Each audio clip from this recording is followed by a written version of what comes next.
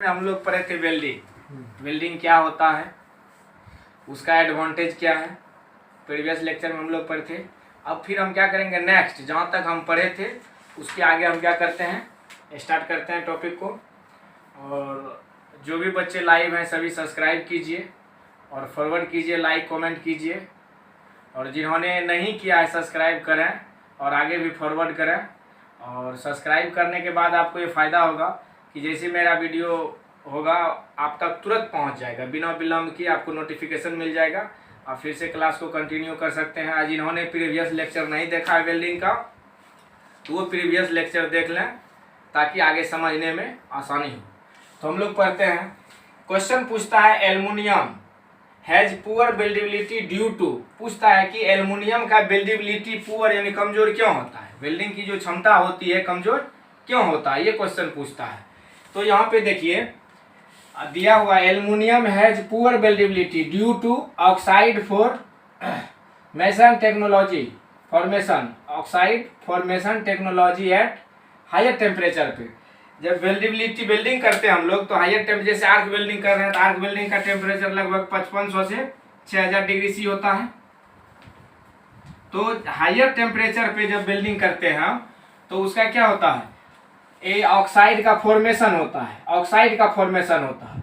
इसके वजह से क्या होता है, उसका पुअर हो जाता है, वेल्डेबिलिटी यानी कमजोर होता है। इसके वजह से जहाँ जिस सरफेस पे हम क्या कर रहे हैं, हाई टेम्परेचर पे ये वर्कपीस है, यहाँ से यहाँ दिखाइएगा, ये वर्कपीस है, इसको हम लोग क्या कर रहे हैं, वेल्डिंग कर रहे हैं, इसको ज्वाइनिंग कर रहे हैं। मान लीजिए ये मेटल हमारा एल्युमिनियम का है, तो ये मेल्टिंग हाई टेम्परेचर के कारण ये क्या होता है, ये मेल्ट हो जाता है, पिघल जाता है। और इस लिक्विड मोल्टेन अवस्था जो है उसमें क्या होता है, ऑक्साइड का फॉर्मेशन होता है, ठीक है। इसी वजह से हमारा क्या होता है, एल्युमिनियम का वेल्डेबिलिटी क्या होता है, ये देखिए पुअर क्या होता है, पुअर होता है, कमजोर हो जाता है। उसके बाद अगले पॉइंट देखिए, हाई मेल्टिंग पॉइंट, यानी जिस मेटल का मेल्टिंग पॉइंट हाई रहेगा तो उसका क्या होगा, वेल्डेबिलिटी हाई होता है। उसके बाद लो मेल्टिंग पॉइंट है मेटल का तो उसका वेल्डेबिलिटी WELD और ऊपर में हम Y लिखे हैं, इसका मतलब है वेल्डेबिलिटी, यानी लो मेल्टिंग पॉइंट जिसका है उसका वेल्डेबिलिटी क्या होगा, कम होता है, ठीक है। उसके बाद हाई थर्मल मेल्टिंग पॉइंट क्या होता है जानते हैं आप लोग, थोड़ा सा देख लेते हैं। मेल्टिंग पॉइंट होता है जिस टेम्परेचर पे फेज चेंज होता है, फेज पर FCC BCC पढ़ते हैं तो हम लोग शॉर्टकट में यहाँ पे बताते हैं, फिर वहाँ भी हम लोग नेक्स्ट लेक्चर में देखेंगे। मेल्टिंग पॉइंट होता है कि जिस टेम्परेचर पे सॉलिड से लिक्विड फेज में मेटल आता है, जिस टेम्परेचर पे, उसी टेम्परेचर को हम लोग क्या कहते हैं, मेल्टिंग टेम्परेचर या मेल्टिंग पॉइंट। मेल्टिंग टेम्परेचर या मेल्टिंग पॉइंट उसी को कहते हैं। तो यानी हाई मेल्टिंग पॉइंट रहेगा, हाई मेल्टिंग टेम्परेचर जिस ऑब्जेक्ट का रहेगा उसका वेल्डेबिलिटी क्या होगा, हाई होगा।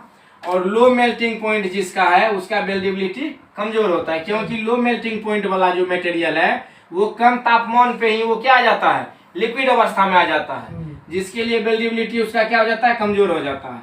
उसके बाद thermal conductivity, high thermal conductivity क्या होता है, कोई बताइए। थर्मल कंडक्टिविटी उसको कहते हैं जो हीट जो ट्रांसफर होता है, जैसे कोई मेटल है इसमें बहुत सारा पार्टिकल होता है, तो यहाँ पे हम हीट कर रहे हैं, यहाँ पे हीट कर रहे हैं तो इधर भी हमारा क्या होता है, मेटल का पार्ट इधर भी गर्म होता है।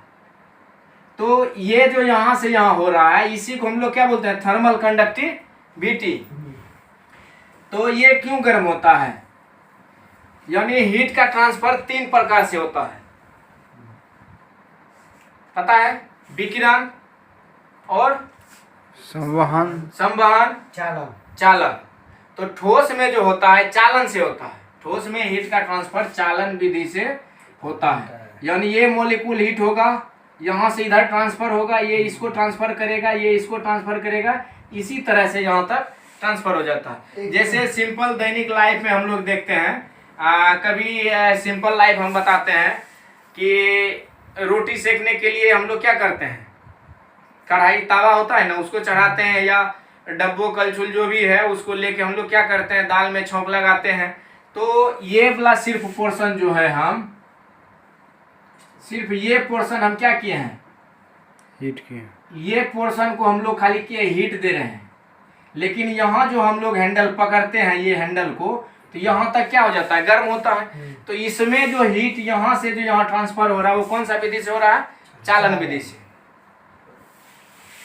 चालन में माध्यम की जरूरत होती है। ठीक है, तो ये हाई थर्मल कंडक्टिविटी हो गया, यानी जिसका हाई थर्मल कंडक्टिविटी रहेगा उसका वेल्डिबिलिटी क्या होगा, कम होगा, और जिसका लो थर्मल कंडक्टिविटी रहेगा उसका वेल्डिबिलिटी हाई होता है।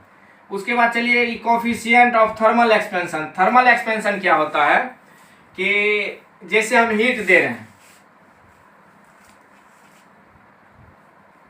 हीट दे रहे हैं हम, ये ऑब्जेक्ट है, इसको हम लोग हीट दे रहे हैं। ठीक है, हीट दे रहे हैं तो इसमें 3 चेंजेज होती है। 3 डायमेंशनल बॉडी है, हम दिखाए हैं 2 डायमेंशन में, 3 डायमेंशनल बॉडी है। 3, या तो इसका क्या बढ़ेगा, लेंथ इंक्रीज होगा, या क्या होगा, एरिया इंक्रीज होगा, और क्या होगा, वॉल्यूम इंक्रीज करता है। 3 चीज होता है। तो कोफिशिएंट ऑफ थर्मल एक्सपेंशन जो है, तो लेंथ इंक्रीज होता है तो इसको हम लोग बोलते हैं लीनियर एक्सपेंशन। ठीक है, और इसको यदि एरिया इंक्रीज होता है तो इसको बोलते हैं हम लोग सुपरफिशियल एक्सपेंशन। ठीक है, और उसके बाद वॉल्यूम बढ़ता है तो इसको हम लोग बोलते हैं क्यूबिक एक्सपेंशन। लीनियर में 1 डायमेंशन सिर्फ एल होगा, एरिया में 2 एल हो गया, यानी लंबाई और चौड़ाई बढ़ रहा है, तो दोनों एल है, दोनों तो लंबाई है, तो इसमें क्या होता है 2L होता है। और वॉल्यूम जहाँ इंक्रीज कर रहा है तो वहाँ क्या होता है 3L, यानी हमको वॉल्यूम यदि ये दिया रहेगा, लीनियर एक्सपेंशन दिया रहेगा, हमको ये वॉल्यूम एक्सपेंशन निकालना है तो इसको 3 से क्या कर देंगे, गुना कर देंगे, तो हमारा क्या हो जाएगा, क्यूबिक एक्सपेंशन हम लोग को मिल जाएगा। लीनियर एक्सपेंशन को अल्फा से डिनोट करते हैं, सुपरफिशियल को बीटा से, और इसको क्या कहते हैं, क्यूबिक को गामा से। ठीक है, यहाँ से डिनोट करते हैं। तो ये थर्मल लीनियर में हमारा क्या हो गया कि लंबाई इंक्रीज हो रहा है, यानी इसको हीट दे रहे हैं, तो ये रड यदि यहाँ है तो हम यहाँ से थोड़ा सा डायग्राम बनाते हैं, ये इंक्रीज करके यहाँ आ जाता है, तो ये हमारा क्या होगा, ये लीनियर एक्सपेंशन हो गया हमारा। ठीक है, यदि 2 डायमेंशन यहाँ पे देखिए सुपरफिशियल, इसको हम लोग क्या बोलते हैं, बीटा, इसको हम लोग बोलते हैं बीटा से डिनोट करते हैं coefficient of superficial expansion. Beta से डिनोट करते हैं, इसमें 2 लंबाई होता है, यानी लंबाई में भी बढ़ोतरी हो रहा है और चौड़ाई भी बढ़ रहा है।